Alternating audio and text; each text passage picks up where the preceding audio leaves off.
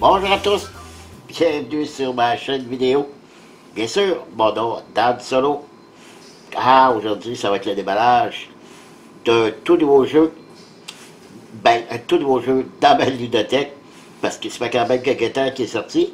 Ça a été un Kickstarter, et on vient de refaire justement un deuxième Kickstarter pour le ressortir.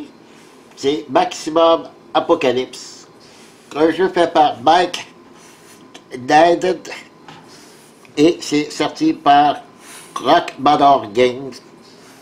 C'est un jeu de 1 à 6 joueurs, 45 à 90 minutes pour 13 ans et plus. C'est un jeu de cartes, ça, essentiellement, mais on a des tuiles où on doit placer et se explorer, se déplacer pour faire de la recherche, car ça marche avec des scénarios. Donc on va avoir des ennemis à affronter, de la recherche à faire, de l'exploration. C'est lorsqu'on fait des fouilles, c'est des cartes qu'on va trouver. Ces cartes-là vont venir enrichir notre deck, notre paquet de cartes. Chaque personnage a son propre paquet de cartes à lui. Et ils sont tous différents les uns des autres. Alors voilà, j'ai hâte d'ouvrir ça pour vous le montrer. Et aussi, j'ai très hâte de l'essayer.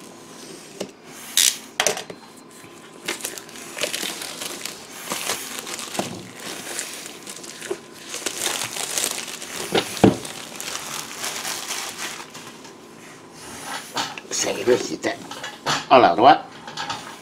Voilà. C'est une belle petite boîte, pas très grande. Qui contient presque 400 cartes. C'est une belle boîte très illustrée. Bonne qualité de boîte. Petit plateau. C'est là-dessus qu'on va placer les cartes recherche. Il va y avoir bleu, vert et rouge. Et chaque scénario, on va préparer les cartes qu'on va pouvoir explorer dans ces lieux. On a un petit peu de dépunchage à faire, de plateau à dépuncher. Ça, c'est des pions de, j'imagine, de radioactivité ou quelque chose comme ça. Ça, c'est les points de blessure. Et ce sont ici nos personnages. 6 personnages, on a un petit chien. Donc on a 6 personnages, ça va marcher. Avec des studies, il n'y a pas de figurines dans ce jeu. Petit livre de règles. Oui, c'est vrai, j'ai oublié de vous dire. Le jeu est en anglais. Ben oui, le jeu est en anglais, mais le livre d'instruction est sorti en français. Et les scénarios aussi, ils sont sortis en français. Les cartes, il y a un petit peu de texte sur les cartes. Ben rien de bien compliqué, même pour moi qui lit pas très bien l'anglais, je peux y arriver quand même assez facilement parce que en regardant les parties sur YouTube, je me suis rendu compte que je pouvais lire les cartes, donc ça devrait bien aller. Le petit livret 27-28 pages avec la petite référence ici en arrière, c'est un petit livre de règles parce que c'est quand même une petite boîte. Ici, on a je crois que c'est les séparateurs pour les cartes.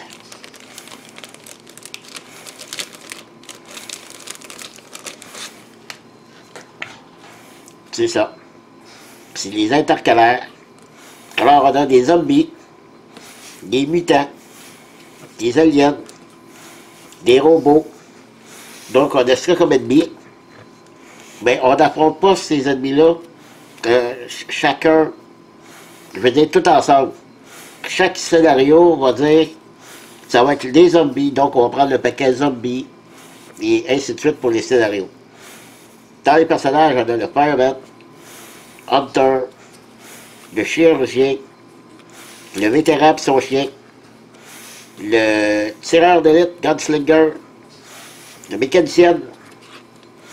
Et ces cartes-là, je ne sais pas c'est quoi. Je les avais vues aussi dans les autres déballages. Je ne sais pas du tout à quoi ils servent. Donc, je dirais que c'est des bonnes qualités de cartes, puis des protections. Donc, très très bien. Oh, la boîte, j'en ai pris un petit sérieux coup. On a des pions,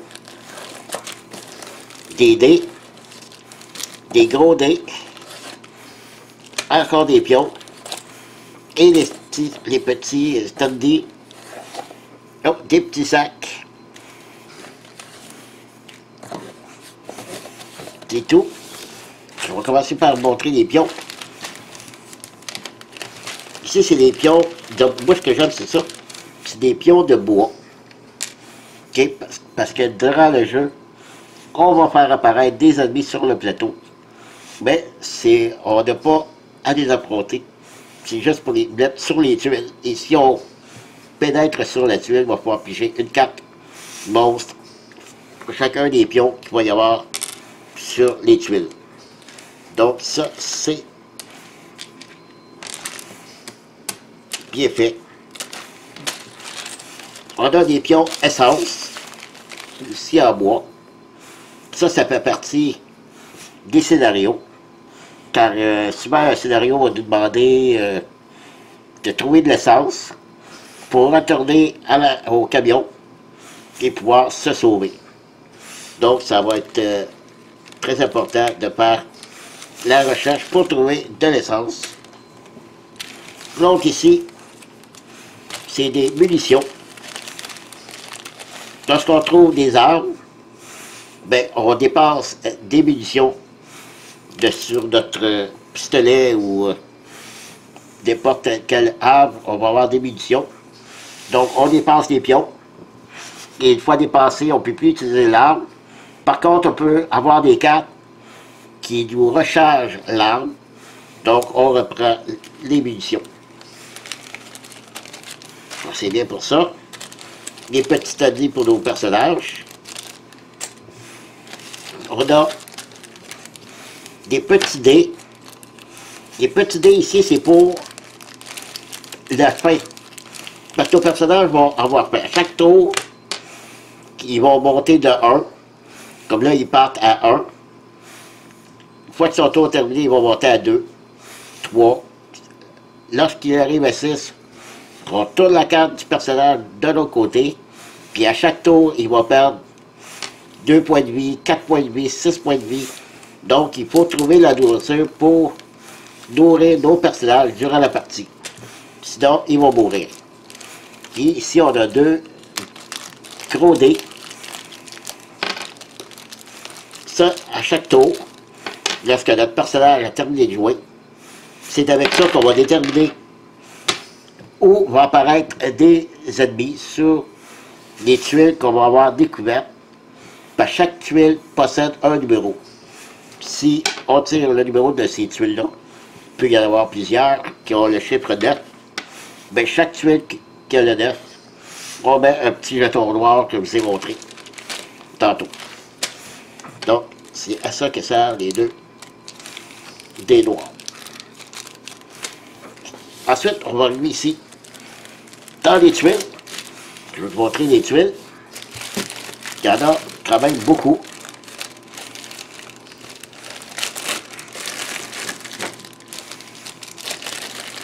Et il y a un aspect des tuiles que j'aime beaucoup. C'est, puis en fait, ça va faire en sorte que notre partie va être à l'infini presque. C'est chaque scénario va nous faire prendre certaines tuiles. Ça peut être 10, 12 tuiles, puis comme vous voyez, il y en a quand même beaucoup de tuiles. Et ça, ces tuiles-là, ils sont placés à l'envers, bien sûr, parce qu'il faut les mélanger et les placer de façon, et c'est ça que je trouve ingénieux, c'est qu'ils nous demandent pas de les placer dans une certaine façon. C'est nous qui les plaçons sur le jeu comme on veut. Ça veut dire qu'on peut faire le plateau comme bon nous semble. Donc, je pourrais en placer une là, comme ça, comme ça. Faire un genre de carré. Donc, je pourrais se déplacer comme ça. Comme ça. Donc, je peux faire l'expression en anglais, je cherche le mot en français, le pattern, le diagramme que l'on veut pour se faire un plateau de jeu. Okay, on fait l'exploration. Okay, les tuiles sont magnifiques. Lorsqu'on a un pion bleu, puis vous vous souvenez tantôt le plateau, qu'on avait 3 couleurs, bleu, rouge et vert. Lorsqu'on se retrouve sur une tuile verte, une tuile avec un pion bleu, ben on peut prendre, piger une carte de bleu pour faire de la recherche. Et ici, c'est le chiffre. Comme je disais tantôt, on brasse le dé, si on tire le 8, on met un pion aussi. Et chaque tuile a un petit... comme ici, on peut chercher gratuitement une carte. Parce qu'on a 4 actions par tour. Donc, on peut chercher ici gratuitement. Ou on peut prendre une action pour chercher.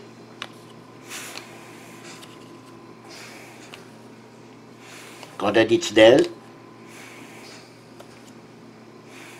Ici, une épicerie. Un grand terrain. Alors, il y en a beaucoup, là. La forêt. La rivière.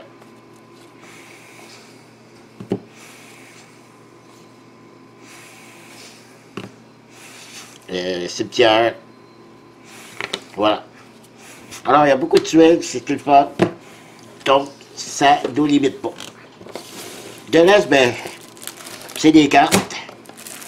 Des tonnes de cartes. Comme j'ai dit, il y en a presque 400 cartes, c'est tout. Je vais ouvrir ça, séparer ça, et je reviens. Ben voilà, de retour, et je peux vous dire que, oui, il y a des cartes. Beaucoup de cartes. J'ai placé ça du mieux que je pourrais pour vous expliquer. Et les cartes sont extrêmement de bonne qualité et très glissantes. Il faut que je fasse attention parce que premier paquet que j'ai ouvert, le paquet m'est parti des mains, puis whoop, toutes les cartes parties. Donc ça va prendre un petit 5-10 minutes pour remplacer tout ça. Bon, je commence ici avec les cartes scénario. Donc, chaque scénario nous dit ici la façon qu'on peut placer, comme je disais, le plateau. Ben, c'est une suggestion. OK? On dit simplement le départ et l'arrivée. OK? Et ensuite, ça nous donne ici la description de toutes les tuiles qu'on doit prendre. Et ici, c'est de préparer chacun des paquets de fouilles, rouge, vert et bleu, et on nous donne quoi mettre dans chacun des paquets.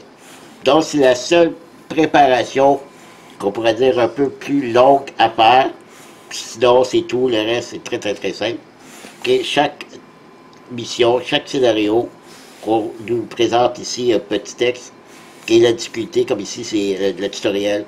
C'est extrêmement facile, very facile.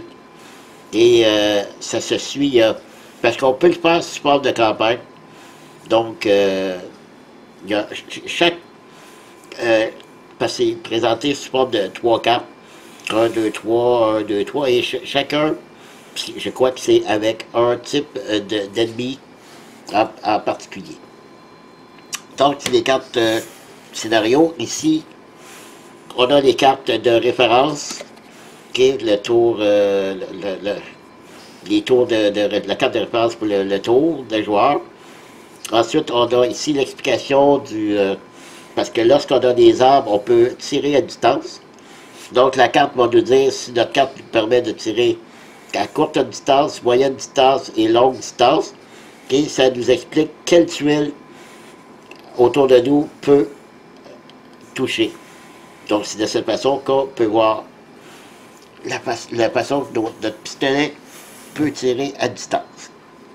Pour vous montrer tout de suite le gros paquet de fouilles comme je disais, là, on prépare les paquets selon le scénario de fouille, bien regardez ça. Il y en a une énorme quantité. Et ça va de la nourriture. Ici, ça nous donne une nourriture, deux, puis ça va jusqu'à 5 nourritures. Ici, pour guérir, 3 points de vie. Ici, d'autres objets qui peuvent nous servir. Des munitions. Et aussi, l'essence. Comme j'expliquais, trouver de l'essence.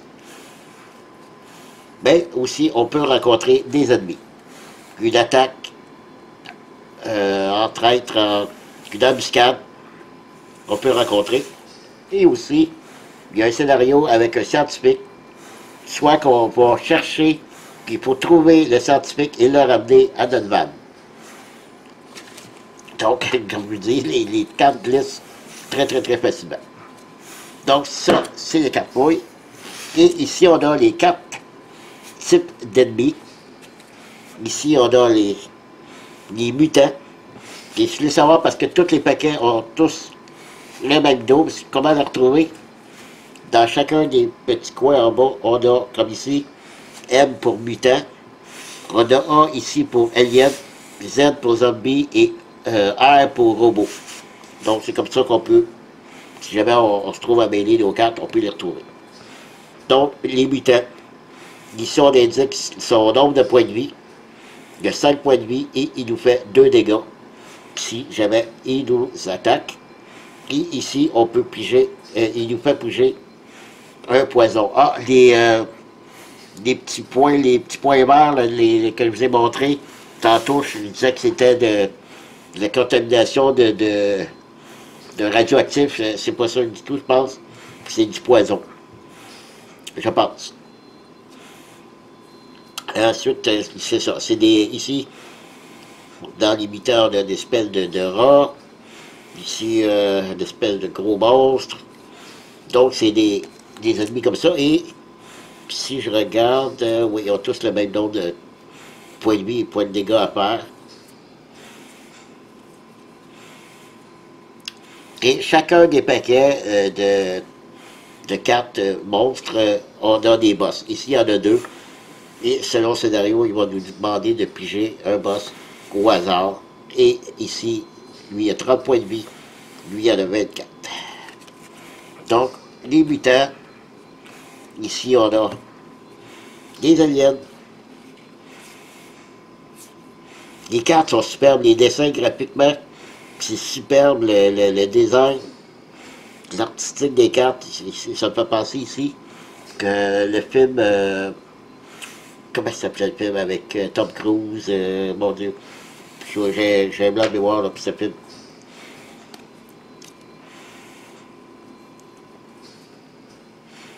Ouais, les cartes sont superbes. Et c'est des zombies. Oui, lui, il tire à courte, à moyenne distance. 12 points de vie, 5 dégâts. Oh, j'ai oublié de... Ah, ici, c'est ça, le boss. 22 points de vie.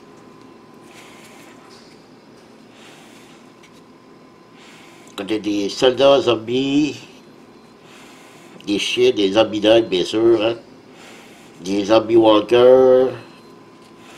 Et ici, les 2 boss. 18 points de vie. La zombie queen. Et la zombie horde et l'ordre de zombies. Et le dernier, les robots. Ah, les 2 boss sont ici. 19 points de vie, 22 points de vie. AI Core Leader, puis un missile tank.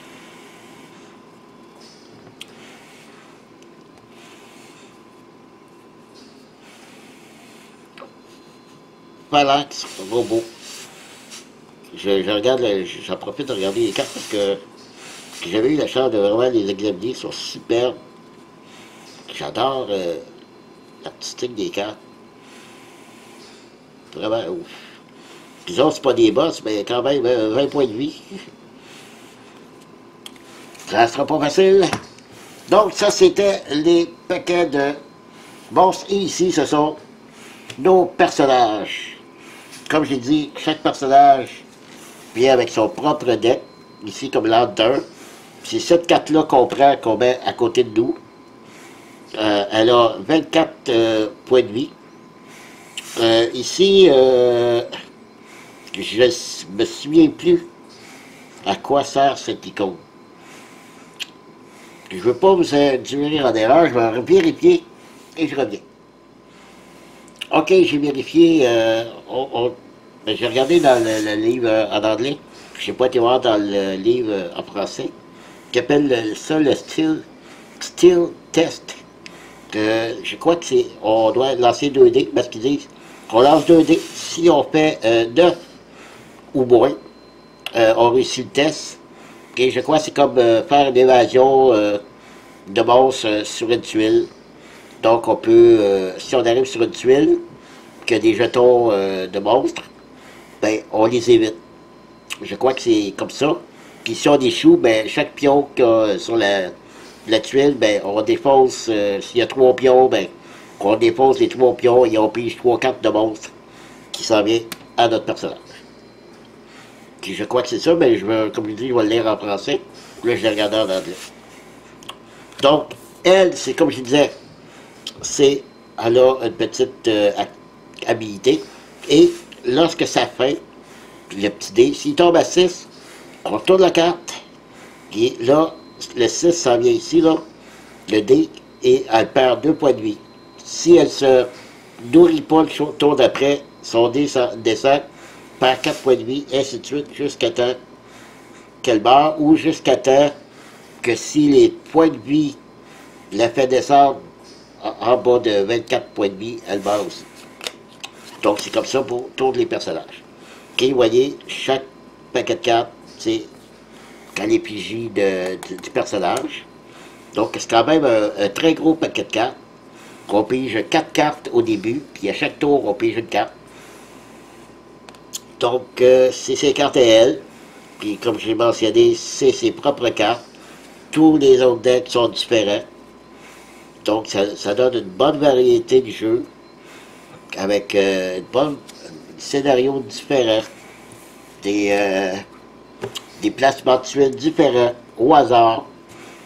Donc, il y a une très très grande rejouabilité. Donc, ça, c'est le Gunslinger. Toutes ces cartes à lui aussi. Lui, je crois qu'il va avoir beaucoup plus d'armes. Ici.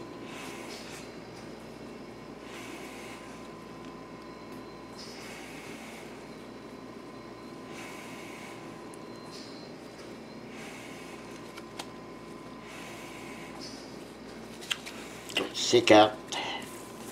Je vais essayer d'aller un petit peu plus vite, là. Ben, en même temps, c'est pour vous montrer l'artistique des cartes. C'est superbe, je trouve.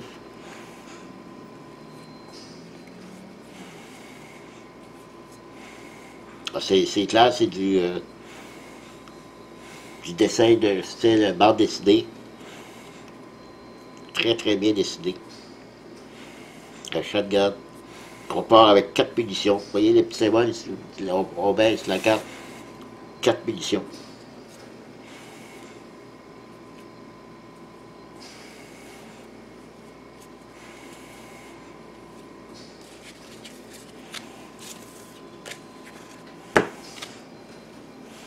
La mécanicienne.